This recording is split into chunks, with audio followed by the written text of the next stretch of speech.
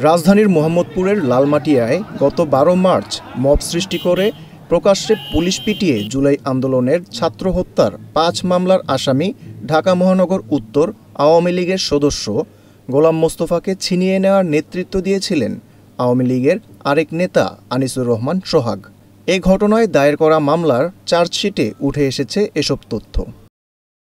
চার্জশিটে বলা হয়, আসামি ছিনিয়ে নেয়ার এ মিশন বাস্তবায়নে সোহাগকে সহায়তা করেন ২ সহযোগী আরিফুল হাসান মীর সাগর ও সোহেল শাহরিয়ার। আর পুরো মিশন বাস্তবায়নে ১৭ জন সরাসরি হামলায় নেতৃত্ব দেন। অভিযুক্ত সোহাগ জুলাই আন্দোলনের ১১টি হত্যা ও হত্যাচেষ্টা মামলার আসামি।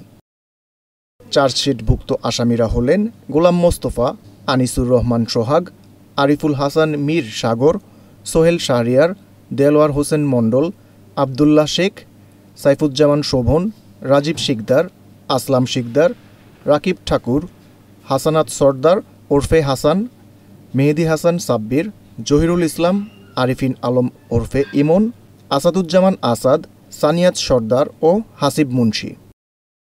এর আগে ১২ মার্চ মোহাম্মদপুরের লালমাটিয়া এলাকার বি ব্লকের একটি সড়ক থেকে পুলিশের ওপর হামলা চালিয়ে ঢাকা মহানগর উত্তর আওয়ামী লীগের সদস্য গোলাম মোস্তফাকে ছিনিয়ে নেওয়া হয়। এ ঘটনায় সরকারি কাজে বাধা দেওয়ার অভিযোগে গোলাম মোস্তফাকে ১ নম্বর আসামি করে অজ্ঞাত ব্যক্তিদের বিরুদ্ধে মোহাম্মদপুর থানায় পুলিশ বাদী হয়ে মামলা করেন। এ ঘটনায় এখনও কেউ গ্রেফতার হয়নি।